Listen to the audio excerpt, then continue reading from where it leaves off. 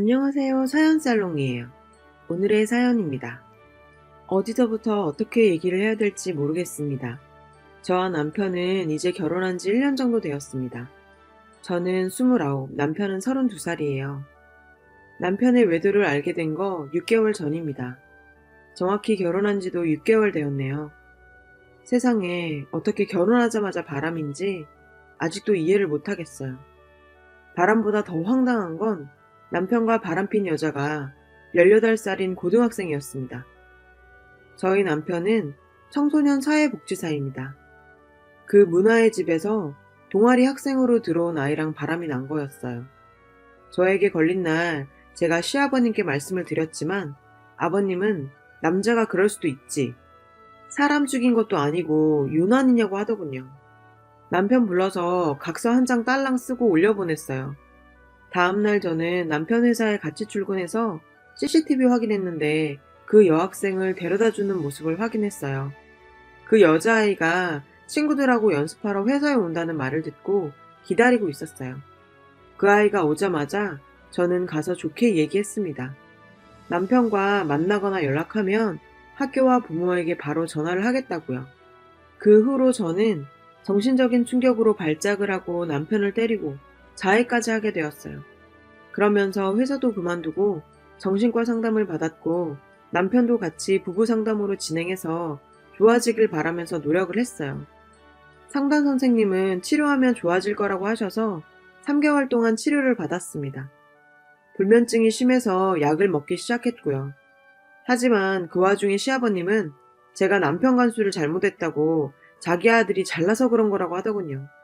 아들이 사람 죽인 것도 아닌데 왜 정신병원 다니냐고 이해를 못하겠다고 하셨어요. 하지만 제 입장에서는 결혼 초반이고 평생 살아야 할 사람이기 때문에 서로 치료라도 받아서 행복하게 살고 싶었습니다. 그렇게 시간이 지났고 저희는 10월에 제주도 여행을 갔어요. 딱 오빠가 저에게 1년 전 프로포즈한 날에 맞춰서요. 제주도 여행하면서 남편은 하루 종일 시큰둥했어요. 저 몰래 혼자서 사진을 찍고 핸드폰만 보는 행동이 뭔가 수상했습니다. 그래서 신랑에게 나 혼자 놀러 왔냐고, 왜 나한테 끌려다니는 것 마냥 다니냐고 기분 나쁘다고 말했어요. 펜션에서 같이 맥주 한 잔씩 하기로 했는데 오빠는 침대에 누워서 핸드폰만 보고 있고 저는 혼자 맥주를 마셔서 기분이 안 좋아서 조금 싸웠어요. 그렇게 기분 좋지 않게 제주도 여행을 마쳤어요. 다음날 SNS를 하는데 친구 추천에 신랑 얼굴이 떴습니다. 근데 제가 아는 신랑 아이디가 아니고 HS, HJ, 2019 이렇게 뜨는 거예요. 그래서 제가 바로 캡처해서 톡을 보냈어요. 당신도 나도 스펠링이 HS인데 HJ는 뭐냐고요. 그래서 효주? 이랬는데 아니랍니다. 예전에 만났을 때 만든 건데 아직 삭제를 못했다고 합니다. 제가 빨리 그 계정 비번이랑 아이디 알려주고 지금부터 사진 한 장도 삭제하면 이혼이라고 했습니다. 남편의 아이디랑 비번을 알려줘서 들어갔는데 사진은 3장 정도가 삭제됐고 사진은 4월 정도부터 올려져 있었어요. 제주도 갔을 때 사진도 보였어요. 제가 통화 내역을 확인해보자고 하니까 남편은 싫다고 하면서 그냥 이혼해달라고 하더라고요. 제가 한 번 더 통화 내역 보자고 지금 이혼하자고 하는 거냐고 물었어요. 그랬더니 대답을 안 하더군요. 며칠 동안 남편과 말을 안 했어요. 남편이 의심 가는 행동은 하지 않겠다고 하면서 다시 잘 지내보자 하더라고요. 그래도 여자 트라우마가 생긴지라 쉽게 마음이 풀어지지 않았죠. 하지만 역시나 남편은 수상한 행동들이 계속됐어요. 그래도 지금은 믿어보자 생각하며 참았습니다. 그러다 갑자기 신랑은 돈 때문에 힘들다며 짜증을 내면서 아내인 제가 돈을 많이 못 벌어서 그렇다고 하네요. 모든 게 싫고 힘들다고 이혼하자 하더라고요. 그래서 제가 그런 마음으로 이혼하면 이 세상 부부들은 다 이혼하냐고, 돈은 있다가도 없는 거고 없다가도 있는 거 아니냐고 했어요. 신랑은 그냥 요즘 회사 일로 스트레스 받고 다 짜증나는데 특별히 뭐가 짜증나는지는 모르겠다고 하더군요. 그렇게 새해가 왔어요. 오랜만에 외식으로 하고 돌아왔어요. 남편이 먼저 잠들었는데 갑자기 뭔가 이상한 느낌이 들어 남편 핸드폰을 뒤지기 시작했습니다. 저희 집 반대편에 있는 강변 CGV에서 영화 예매를 한 내역이 있었어요. 그리고 무슨 사진 앨범 제작하는 곳에 주문을 한 내역을 발견하게 되었습니다. 불길한 예감 때문에 그날 밤 잠을 한숨도 못 잤어요. 다음날 연락 없이 남편 회사에 찾아갔어요. 1층에 있는 사람에게 남편을 물으니 2층 사무실에 있다고 했어요. 떨리는 마음으로 사무실에 올라갔는데 문이 잠겨 있더군요. 남편한테 전화해서 문 열어달라고 했더니 당황하면서 잠깐만 기다리라고 하더라고요. 안에서 뭔가 분주한 소리가 들렸습니다. 너무 수상해서 남편이 문을 열자마자 핸드폰을 빼앗아 확인했습니다. 원래 제 사진이 배경화면이었는데 다른 사진으로 바꿔놨네요. 손을 살펴보니 결혼 반지까지 뺀 상태였습니다. 제가 왜 반지가 없냐고 했더니 새벽에 자기 핸드폰 보지 않았냐며 기분 나빠서 그랬다고 하네요. 너무 황당해서 할 말을 잃었어요. 그러다 정신이 번쩍 들어서 남편의 핸드폰을 뒤지기 시작했어요. 사진 앨범을 보는데 최근 삭제 내역이 있더라고요. 설마 하면서 사진 복구를 눌렀어요. 거기에 여자 손을 잡고 찍은 사진이 있더군요. 이게 누구냐고 물어봤더니 술집 여자라고 우연히 한번 만났던 거라고 말하는 겁니다. 술집 여자. 술집 여자라면 오히려 화가 덜 날 수도 있을 것 같았어요. 직감적으로 핸드폰 홈 버튼을 눌렀더니 실행 중인 프로그램 중에 라인이 있었습니다. 지금까지 저 몰래 라인으로 대화하고 있었네요. 그때까진 전 남편이 정말 남편 상대가 술집 여잔 줄 알았습니다. 당신이 이러고도 사람이냐고 막 소리를 질렀어요. 그랬더니 남편은 적반하장으로 또 이혼하자고 하더라고요. 저는 이혼 못하겠다 했더니 그럼 각자 살자고 합니다. 결혼 생활은 자기랑 맞지 않는 것 같고 본인은 자유로운 걸 원한다고. 참. 핸드폰을 뺏어서 증거로 냅두려고 했는데 남편은 저를 질질 끌고 목을 누르면서 핸드폰을 뺏어갔어요. 그 후 저는 상실감과 배신감이 너무 커져서 안 좋은 생각으로 약을 먹었어요. 기억은 없지만 친한 동생이 저와 연락이 안 되자 혹시나 하는 마음에 119를 불렀다고 하더군요. 정말 죽고 싶었는데 깨어나니 너무 허무했습니다. 이렇게 살아난 것도 다 이유가 있을 거란 생각에 이를 악물고 남편 7개월간의 통화 내역을 출력했고 전화를 제일 많이 했던 사람들을 저장했어요. 역시 제 생각이 맞았어요. 6개월 전 그 18살 여고생이 카톡에 떴어요. 미성년자를, 그것도 유부남이 그럴 수 있을까? 하는 생각에 온몸이 떨렸어요. 남편한테 전화해서 물어봤더니 그 여잔 술집 아가씨고 나이도 30살이라고 남편은 끝까지 거짓말을 하더군요. 저는 그 여학생에게 조심스럽게 전화를 걸어 만날 약속을 잡았습니다. 만나서 바로 그 아이가 하는 말을 녹음했어요. 남편한테 전화를 해서 평소와 같은 말투로 이야기하라고 했어요. 통화를 하면서 그 여학생은 남편한테 저를 만났는데 어떻게 이야기하냐고 했더니 너는 그냥 나한테 받은 선물도 없고 우리는 그냥 손만 잡은 거야. 알겠지? 그리고 나중에 내가 메일로 연락할게. 이러더라고요. 정말 어이가 없더군요. 남편이 바람핀 걸 처음 걸렸을 때 핸드폰 번호도 바꾸고 다 했는데 연락이 된 이유가 메일이었네요. 이 여고생은 남편이 먼저 자기한테 메일을 보내서 그때부터 만나게 되었다고요. 그리고 바람핀 걸 알았을 땐 정확히 2주 후에 다시 연락을 하게 됐다고 말하더군요. 제가 남편과 정신과 상담을 받고 있을 때도 남편은 여고생을 만나고 있었더라고요. 제가 그렇게 힘들었을 때 남편은 죄책감도 없이 그 학생을 만났습니다. 화가 나서 그 여자의 어머니한테 전화해서 이 상황에 대해서 말을 했어요.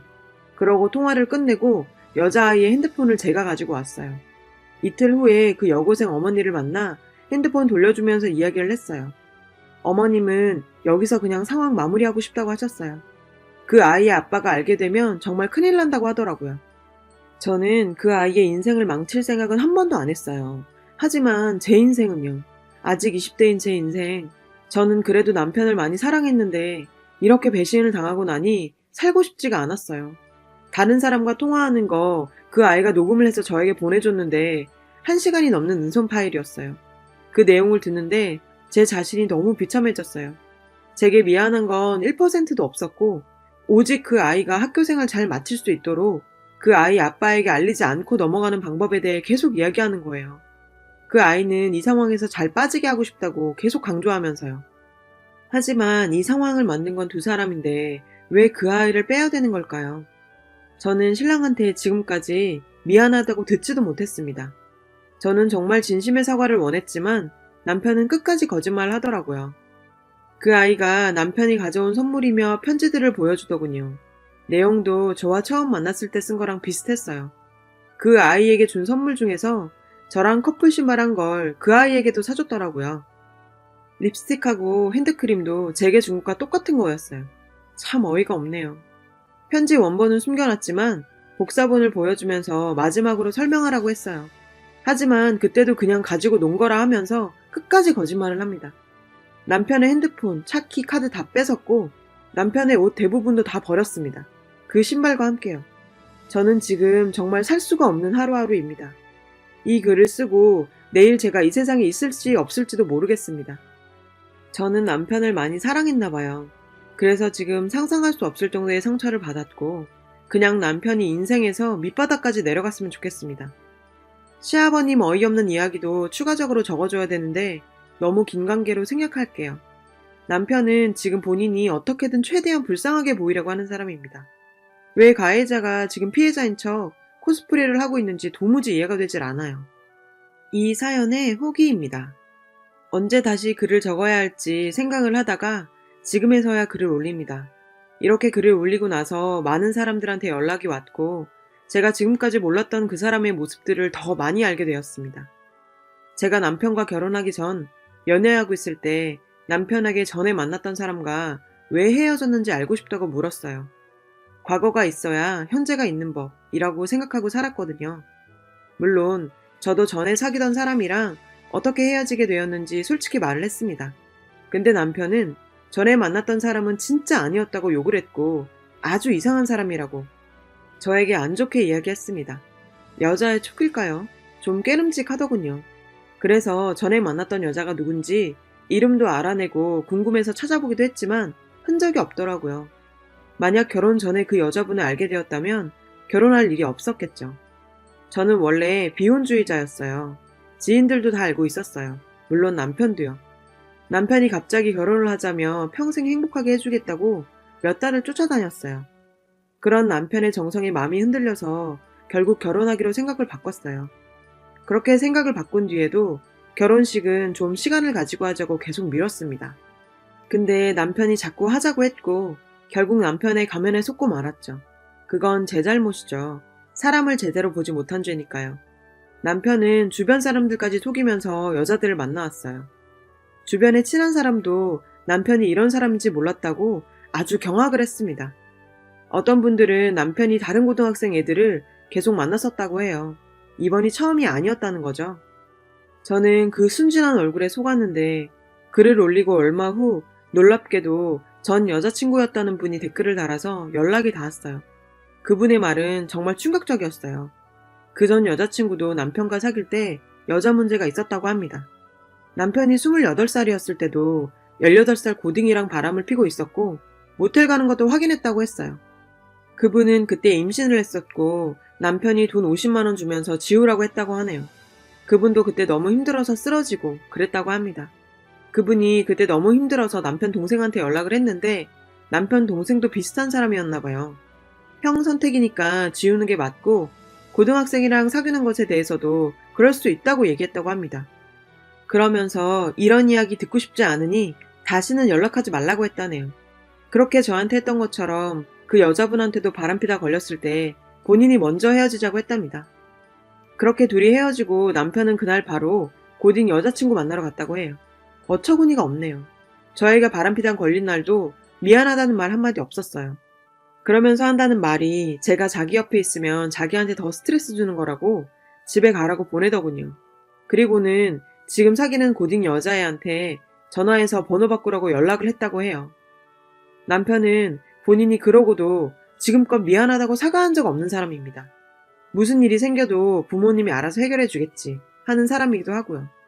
시아버지도 본인 아들이 잘못해서 각서도 쓰게 해놓고 지금은 자기 아들은 하나도 잘못한 게 없다고 주장하고 있습니다. 되려 저를 가만두지 않겠다고 하시더군요. 누구요? 저요? 정말 웃기고 있어요. 그럼 누가 이기는지 한번 해볼까요? 그래서 제가 남편과 바람난 18살 여고생의 아빠에게 알렸어요. 그랬더니 웃기는 게 여고생이 아버지한테 사진이랑 내용을 다 보냈는데 그 아버지는 자기 번호 어떻게 알았냐고만 연락 오고 답장 없습니다. 자기 딸은 살리고 봐야겠다는 마음이겠죠.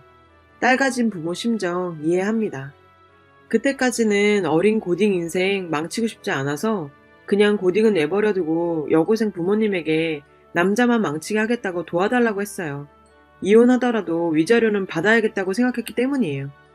근데 어제 해결할 생각조차 없는 그 학생의 아버지를 보고 생각이 바뀌었습니다. 제 남편도 시아버지도 그 학생 아버지도 왜 그러고도 사람들은 사과를 하지 않죠? 그들이 잘못했으니 잘못한 부분에 대해서는 처벌을 받아야 된다고 생각이 들더라고요. 그래서 이혼 소송을 준비하면서 그 여고생 아버님을 만났어요. 남편에게 이혼 소송 들어가는데 어쩔 수 없이 따님이 상간녀로 들어간다고요. 그랬더니 아버님이 바닥에 엎드리면서 자기 딸 살려달라고 싹싹 비는 거예요.